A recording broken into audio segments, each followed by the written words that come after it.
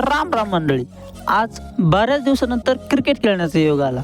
तर झालं असं की आज आम्ही निघालो होतो जालन्याला स्पेशल क्रिकेट खेळण्यासाठीच निघालो होतो, कारण आमच्या बँकेतल्या सरांना आज सुट्टी होती. तर मग ते म्हणाले की चलता का पोराव क्रिकेट खेळण्यासाठी. तर क्रिकेट खेळायचं म्हणलं तर आपण पण कुठे मागं राहणार आहे. तर चलो. जालन्याला जायसाठी रस्ता एकदम टॉप होता आणि त्यातल्या त्यात आमचे मित्र प्रशांत सर गाडी चालवत असल्यामुळे आम्ही गप्पा गोष्टी करत करत आणि 3 ते 4 गाणे ऐकतच जालन्यामध्ये आलो.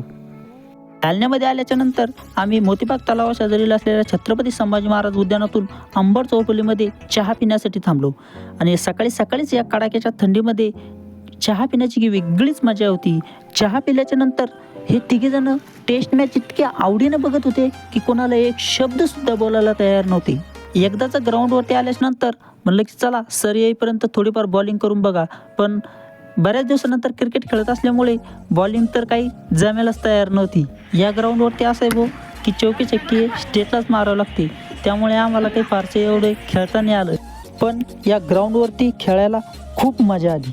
क्रिकेट खेळल्याच्या नंतर आम्ही नाश्ता करण्यासाठी आलो आणि नाश्ता करत असताना सुद्धा मॅच पाहणे एक काळाची गरज आहे ना हो. सर्वांनी नाश्ता केल्याच्या नंतर परत एकदा चहा आल्याच्या नंतर मस्तपैकी चहावर ताव देत सर्व सर लोकांना राम ठोकून आम्ही सर्वजण घरच्या वाटेकडे निघालो.